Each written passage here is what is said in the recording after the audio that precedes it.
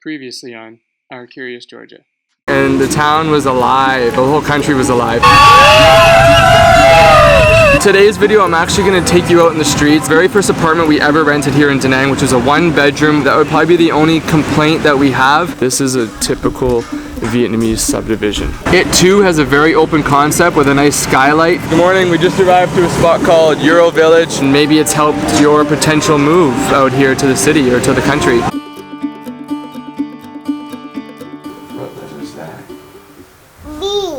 Bee? Is there a bee there? Yeah. Where? Bzz, bzz.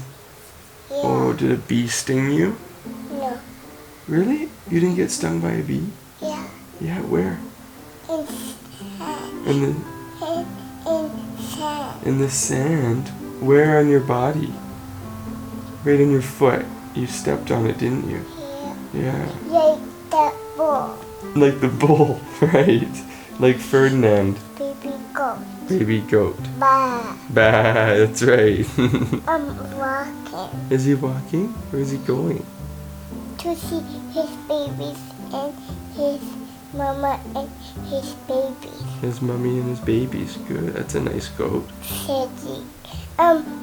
Mama rabbit and little cute baby rabbit. Little cute baby rabbit. Little baby donkey and big daddy donkey. Right. So cute that little baby donkey. It's so cute, that little baby donkey. Yeah. Cocking. Does he go, Eeyore, Eeyore?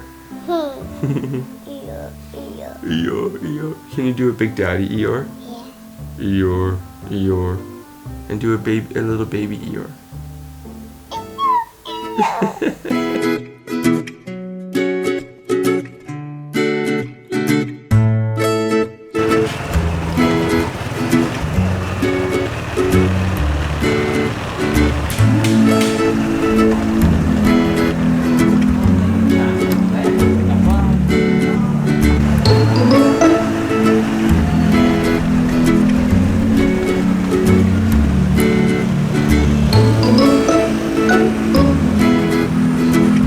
So this video, sort of like a fun video of things that we have actually gotten some questions based on like different things or what we've experienced that are different here. Aside from like cultural and like political and like, I don't know, bigger things, I guess, there's like some very unique things that are very obvious and different from home that are like fun, and it's just, I think, a good thing about being here too, and it makes you miss some things from home, or it makes you wish you had some things at home. So I wanted to start, I guess, in the house. Sean will show you some cool other things outside of our little apartment. I was like trying to think of what I could show, and I thought of when my mom was here and she was like, oh, what's this? Or you're missing this. And we were just like, let us explain. So, okay, so to start, I want to go to the bathroom and you'll see why. So one of the best things about anywhere, it's everywhere in Southeast Asia, right? Everywhere I've ever gone. I've never not seen it. Yeah, I know, is a bum gun. And I know most people are familiar with this, but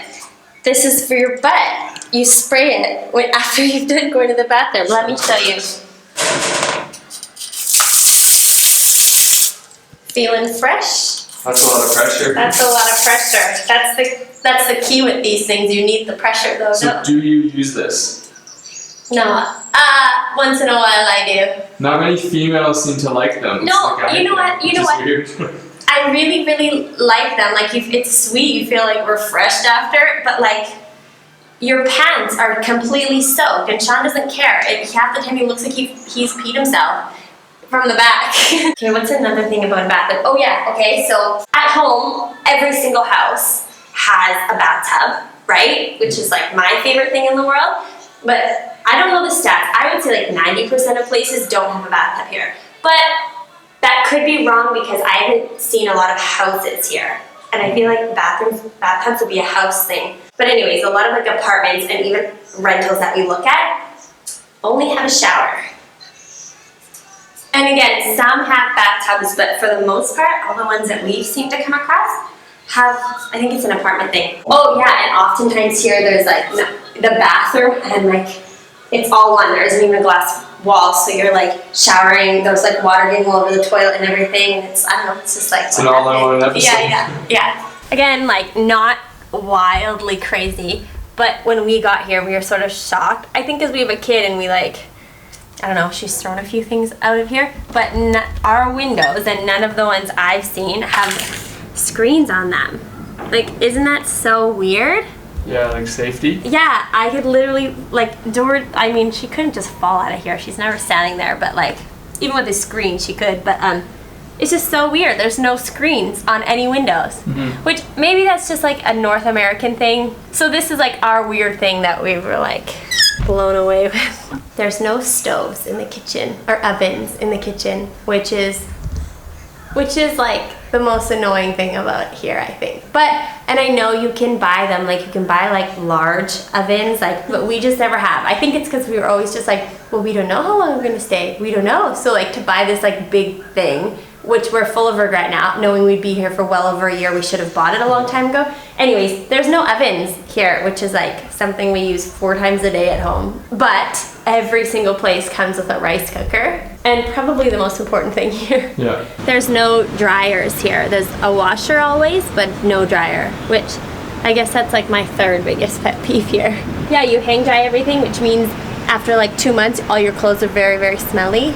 Yeah. But yeah, there's the washer. We just washed all of George's stuffies, so they're drying up there right now. So not too wild, but just like a little different than home. Okay, so another sort of weird thing about here, not necessarily weird, just like, I don't know why I like that word so much, but is Georgia and just everybody wanting to touch her or smooch her or all the time. And it's been like this since day one. And before we got here, we read a lot about that, about how like Vietnamese, or like even if you're in China or Korea, they very much like want to touch your baby. And like a lot of things we read were like, yeah, you go to a restaurant and they'll just take your baby and then you can eat and not worry about it, blah, blah, blah, blah, which is okay, and like, which is really nice for some people, but for me, I'm like, no, like, don't take her. Anyway, so we got here and it was like wild. Like everybody is like trying to touch her, grab her, kiss her, like she's some celebrity child that they've never seen before. And so I remember it was very early on in our trip. We had like a tour guide, I forget where, maybe it was like in Ho Chi Minh when we went to the tunnels or something. And he said apparently when they touch or kiss a foreign baby, it was supposed to bring them like good luck or wealth or beauty, something like that. And he was Vietnamese, so I don't know like if this is true or if this is only in Vietnam or China or Korea. And I say China and Korea because whenever we go to the beach, there's loads of like Chinese tourists or Korean tourists. And I know because we talked to them and I asked them where they're from. And they just think she's magic. And it's not just us, it's like any person I know that has like a baby, like a foreign baby, it's the same thing. And in the beginning you're like, yeah, okay, like, yeah, you're like, it's okay. Now that Georgia is older, and it's not like she never liked it in the beginning, we like never let people just take her, but it's so different than at home. Like you wouldn't dare like go up to a stranger's baby and just kiss them or hug them or grab them. People would punch you. But here, like legit, they're trying to just like take her from your arms, like sneak kisses in, like lips or cheek. And like I know it's all, everybody means well, but it's like, it's a bit too much for me. And now that Georgia's older, she does not like it at all. And it's like sort of, she doesn't like it. Like she can see somebody coming from a mile away and she starts to say, no pictures, because everybody loves to take photos of her now. So now it's like sometimes you feel almost rude because when Georgia's saying no, you can't like blame her when you're trying to teach her that strangers are bad. So you have to be like, no, but a lot of times people insist or it doesn't. Anyways, I'm just like rambling now, but it's just like sort of a crazy thing that happens here, and I don't know, it blows my mind. Everybody means well, 100%. There isn't like a mean person in Vietnam, but yeah, it drives me crazy now. George is not feeling this. No.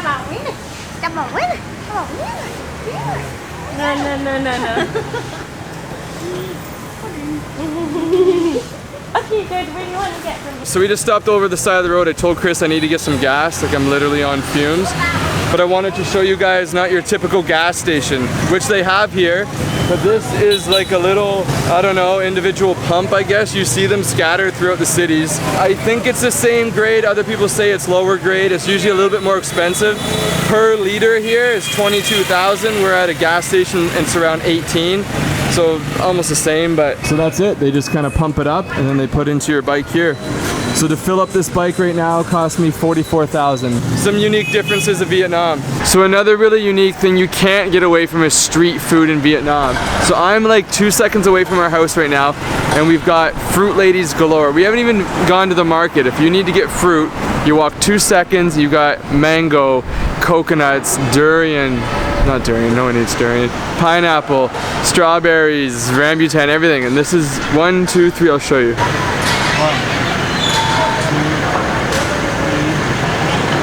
In the summertime, there's usually a lady at the end of the street, 2 of them on either side. One's got Nook Mia. We got a banh mi here. Over here, another fruit cart lady. And behind that taxi, see that? Those lights? It's another fruit cart over there. So 1, 2, 3, 4, 5 fruit cart ladies. They even have motorized street food, or I call it meals on wheels. It's kind of like steam buns that they sell, and they yell 15 times a day, "Bun bao away, bun bao away." Bao đây. Bao nào bao đây. Bao nào đây. Bao đây. Bao nào bao đây. So to keep up with the theme of food, most suburbs or neighborhoods here have their own little local market, which is one of the most fascinating places to visit. It's such a lively, happening place, especially in the wee hours in the morning. Reason being is everyone is shopping daily for their food. Unlike at home, we hit up a grocery store maybe once a week or once every 2 weeks and store a majority of our stuff because it's packaged goods. But here they buy fresh. Every single day, one of the family members will head to the market and buy their produce or whatever ingredients they are cooking with that day and bring it home, and repeat that same system day in and day out. We definitely caught on to this. Although maybe not daily shoppers, we were probably buying food at least 3 times per week.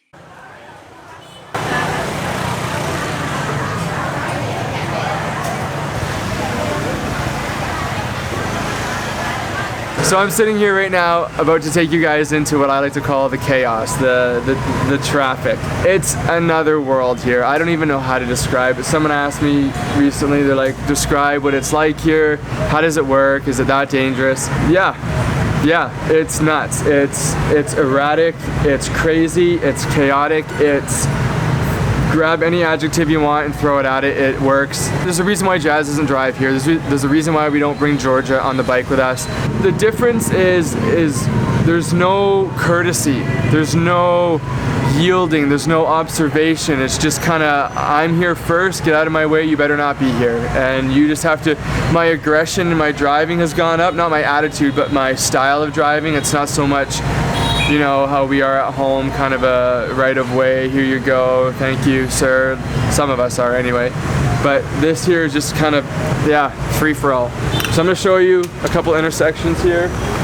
But what I will say before I show you is it is their system. It's different than ours. And in fact, we as the foreigner are the hazard. We're the ones causing the problem. We're the ones impeding the traffic because we don't know their way. The Vietnamese know their system and they're good at it. Just like when they come to our world, it's different for them. So we need to adjust, we need to adapt to theirs, and hopefully I've done a decent job. But let's check out. Let's see what hazards we can point out right now. I'm not even sure what these crosswalks are here for because they don't do anybody any good. Look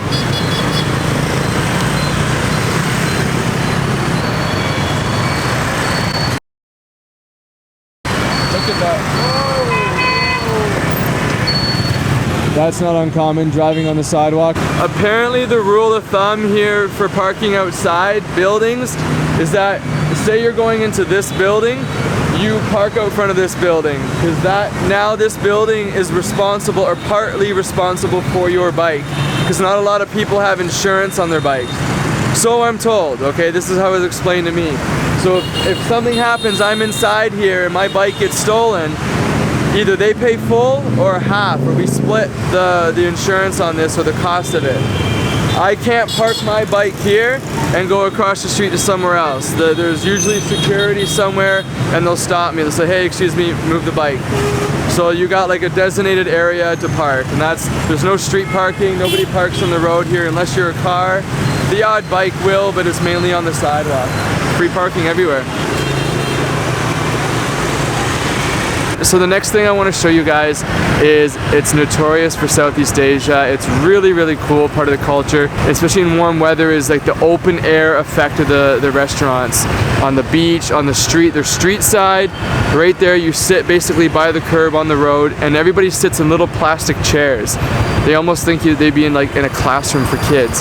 But I'm gonna drive by this street right now and kind of hold the camera. I'm gonna go really slow, but because I don't really want to stop and video people eating. It's kind of rude, but just to give you an idea of what it's like. Okay, so let's go check it out.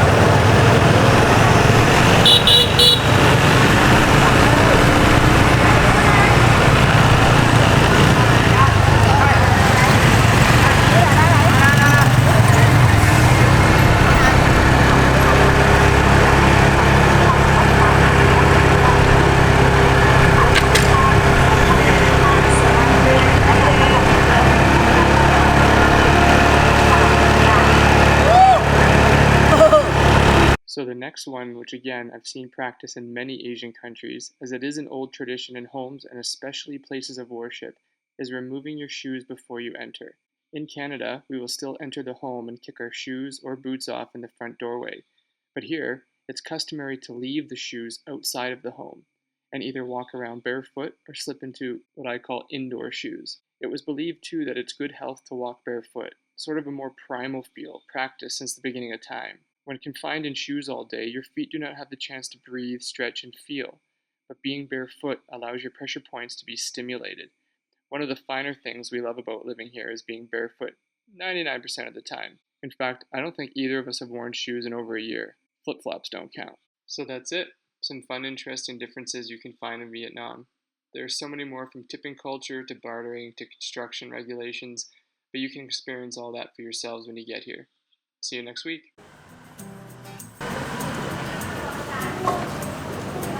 This is how they do it in Vietnam. Go old school, eh? Check out this drop. Like this? You see him hugging that with his leg? He's in like the worst shoes ever. So wild.